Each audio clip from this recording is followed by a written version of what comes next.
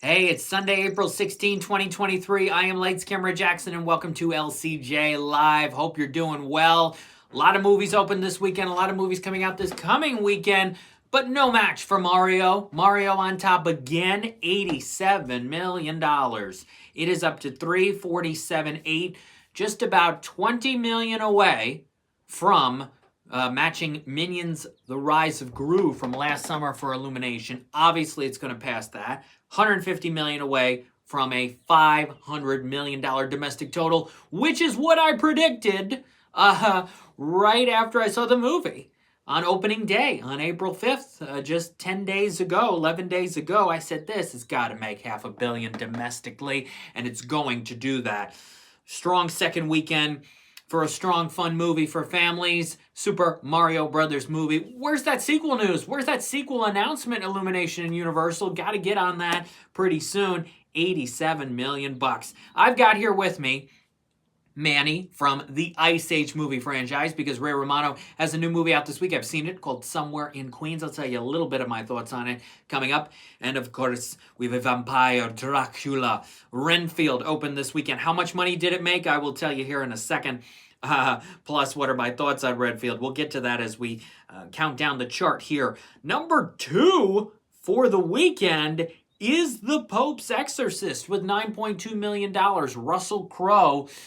There was a decent amount of marketing on this movie. Russell Crowe can still bring in moviegoers. Maybe a little more than Nicolas Cage as this weekend is showing. $9.2 million for The Pope's Exorcist for Sony this weekend in second. And then we have a true battle for third as 4 movies. Remember last week we had about 3 movies make the same amount of money? Well, now we have 4 movies that are making about the same amount of money. Looks like John Wick's number 3, John Wick Chapter 4, 7.9 million. It's crossing the 160 million mark. Here's the thing. It still needs another 11 million and change to beat John Wick Chapter 3 Parabellum. It's gonna be tough.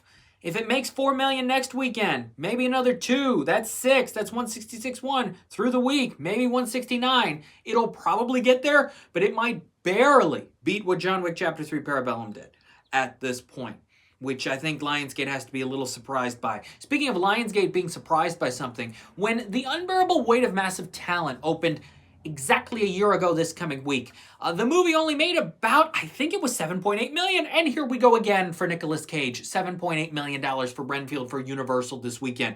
I think Lionsgate was very surprised that The Unbearable Weight of Massive Talent only totaled, I think, 20 million and did not have much more of an audience, a following, a need to go see the movie. Here we go again. Nicolas Cage, just $7.8 million for Renfield this weekend. I think much lower than Universal hoped. I think Universal hoped it would at least get double digits, and we are not there. And then you've got Air with 7.7 million from Amazon. It's at 33.3. And then Dungeons and Dragons Honor Among Thieves, another 7.4 million. It's at 74.1. It's not getting to 100 million, and I don't know if Paramount needed it to get to 100 million in order to call it a semi-success. But Dungeons and Dragons will fall short of that for sure. So again, you've got 4 movies that nearly tie. The order's going to change tomorrow when the actual results are released. But clearly, once again, after last week with the Air Dungeons and Dragons John Wick battle, and how John Wick beat Air by just 10 grand last weekend, now we've got Renfield in the mix as well. So 4 movies nearly tie. From there, we go to Suzume, which made $5 million, which is pretty good for an exceptional anime film. If you're an anime fan, go see Suzume in the theaters. Mafia Mama, a film I strongly dislike, $2 million for Bleecker Street this weekend. I also strongly dislike Renfield. Honestly, what happened? That's what I put up the other day. What happened? You had a decent concept, intriguing, and then you had an intriguing opening section with black and white, and I thought, oh, okay, maybe we could have gone in this direction for the entire movie. Setting it in modern day, this relationship story, and this whole cop subplot, romancy, dramedy, and Ben Schwartz as the villain, none of it worked. None of it was funny. I was bored out of my mind. Renfield, major disappointment, I think. I also was disappointed with Cocaine Bear, which I watched the other day, finally. Was expecting it to be a lot more fun. On a scale of 1 to 10 of being super fun, It's like a 2.5. I mean, it should have been a 9. And Cocaine Bear is only a 2.5, which is too bad. That's now on Peacock, and it's going to be on DVD this week. What else we got? Scream 6, $1.5 million. It's at 106.8 for Paramount. Clearly, Scream going to make a lot more than Dungeons and Dragons, which made a lot more than 80 for Brady for Paramount this year. Rounding out your top 10 could be a movie called Nefarious with 1.3 million, but I'm still waiting on that Creed 3 money, and I think Creed 3 could make more than that, so we'll have to see what exactly rounds out the top 10. But that is your basic 9, with Scream 6 being in 9th as of now. Your winners this weekend were obviously Mario and Pope's Exorcist, and Suzume did well for bringing in the anime audience and having a studio that does well. Crunchyroll, it's not quite as well known as G-Kids, so that held it back maybe a little bit, but I think if people know about this movie, the word of mouth, if you go see this movie, I think you'll love it, and I think you'll tell your friends about it. Suzume. This week's movies include Somewhere in Queens, Ray Romano. I have seen it. I don't think I'm allowed to share my thoughts until tomorrow. What I will say about Somewhere in Queens is if you're a fan of Everybody Loves Raymond, which I really enjoyed that show, Ray hasn't gotten away from the chunk comedy, punchline moments infused into a script. That has not gone away. That's all I'll say for now about Somewhere in Queens. Chevalier with Kelvin Harrison Jr. I've also seen it. I am embargoed, I think, as well until tomorrow about talking about Chevalier. But this premiered at TIFF, Toronto, last September. And Kelvin Harrison Jr.'s in it. And Lucy Boynton's in it. Samara Weaving's in it. And there's a few, Minnie Driver, a few other names. I want to like this movie a lot more. That's all I'm going to say for now. Also out this week is Ghosted, which I've not seen yet. It's on Apple TV+. Chris Evans, Ana de Armas, the latest reunion for them. They were in Knives Out together. They were in The Gray Man. Now they're in Ghosted. How is Ghosted? I don't know yet, but I'm looking forward to checking that out this week. In wide release is going to be Beau is Afraid, which I'm looking forward to. Ari Aster's latest movie for A24, starring Joaquin Phoenix. And the buzz on this is huge. It opened in select theaters this weekend. Just a couple theaters each in New York and LA, $320,000. That's an $80,000 per screen average. The buzz is high. Looking forward to seeing Beau is Afraid this week. Let's see, a movie called Sweetwater also opened this weekend, made a little bit of money, about $300,000 or so. Film I have seen called Showing Up, which has been in select theaters, goes wide this week, stars Michelle Williams. Added another $218,000 this weekend. Showing Up is from Kelly Reichardt, who did First Cow. A movie I thought had a good middle section and a rough beginning and end. Showing Up features Michelle Williams in a more grounded performance than her work, which I thought was ridiculously over the top and way off in The Fabelmans. That's the biggest compliment I can really give this movie, is kind of how grounded it feels. Not a lot of exciting things happen in Showing Up. And not every movie has to be crazy exciting in order to be engaging and entertaining. But it's slow. There's not a lot of drama. There's not a lot that happens with the characters. You try to stay with it, but it's an hour 45 and it feels longer. Showing Up, I wish it was better. But that's out wide this week for A24, along with Beau is Afraid, expanding nationwide for A24. Tonight, there's a new special on Reel's channel on Elizabeth Montgomery, of course, the star of Bewitched, which I'm looking forward to watching. Also, my friend Lorraine Scafaria directs 2 episodes this season of HBO's Succession, the show everyone is talking about right now, and one of them is tonight. The other one is 2 weeks from tonight. Congratulations, Lorraine. I'm looking forward to watching these episodes. Succession, if you didn't watch last week's episode, whoa, the major twist, the major surprise that happened. And now everybody's going to be watching this week. So thrilled for Lorraine that everybody's going to be watching this episode to see what happens based on what happened last week. So that is big tonight for television. And the drive-ins are opening around the country, on the East Coast especially. The Hollywood and the Malta Drive-In, for which I do the voice work for and the social media work for. They open this Friday, April 21st.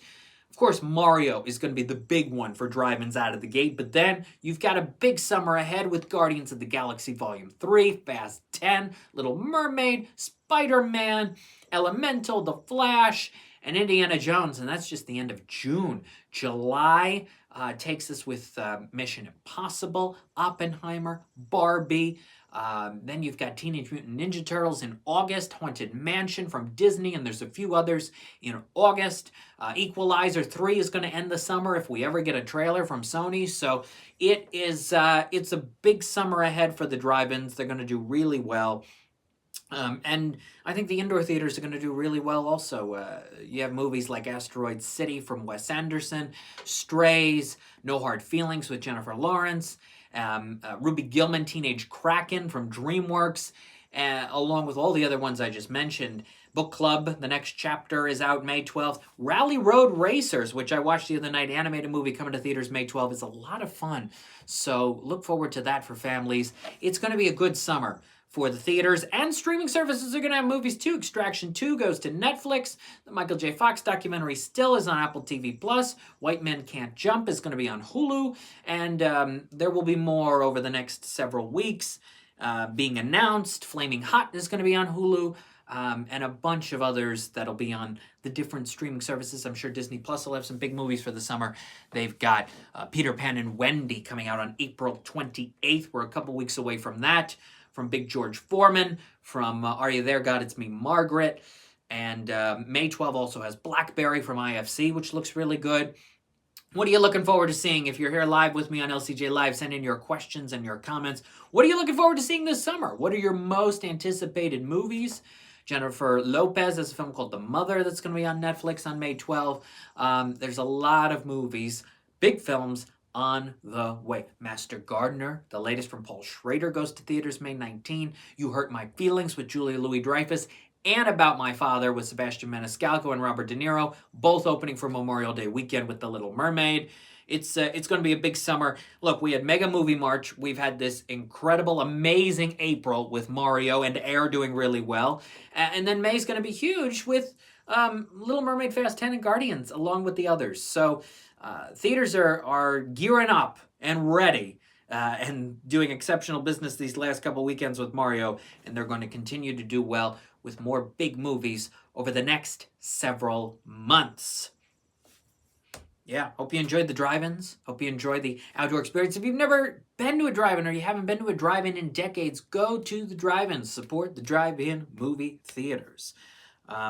Let's see, looking at the box office again, His Only Son, I think, dropped to about 450,000 this weekend. Maybe we can find out if Creed 3 got into the top 10 this weekend or not. So far, they're saying no, but we're going to keep an eye on all of that. What's your favorite Nicolas Cage movie? I saw Nicolas Cage named his favorite movies the other day. If I had to say some of my favorite Nicolas Cage movies, which I talked about with Mike Sargent on Too Fast, Two Films last year when we did Unbearable Weight of Massive Talent, one of them is Moonstruck. One of them is Raising Arizona. And, the National Treasure movies are okay, but Valley Girl I also like. A lot of his older films I particularly like from Nicolas Cage. Some of the newer stuff, I wasn't a huge Pig fan. I didn't love Pig. Color Out of Space I thought was all right. Wasn't amazing, but it was good.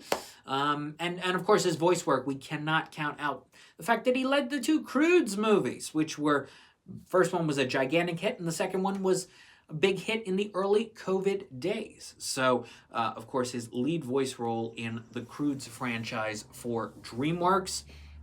I got a blog piece up at lights-camera-jackson.com about Tom Hanks. It just came to me the other day. I was like, you know what? I got to write about this. Will Tom Hanks ever win a third Oscar? And why I believe the back-to-back Best Actor wins have been holding him back for nearly 30 years from achieving Oscar success again, award success again. He's only been nominated once since Castaway, which is outrageous.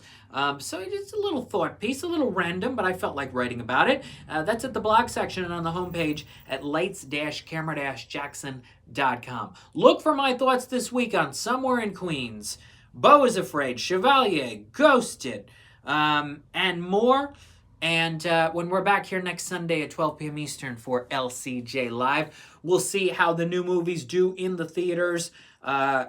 Mario's going to win again. It'll probably be another $40 to $45 million for Mario. We'll preview some of the end of April releases and give you more entertainment updates as we always do here, Sundays at 12 p.m. Eastern with LCJ Live. Twitter at LCJ Reviews, Instagram at LightsCamJackson. The website is lights-camera-jackson.com. The LCJ Q&A podcast returns for season 15 on Monday, April 24th. Excited to bring you a couple new episodes that have already been completed, but they'll be out soon, and some more interviews on the way. Thank you for watching today's episode of LCJ Live. Stay well, and enjoy the movies, and enjoy the television. Thank you for watching. Bye-bye.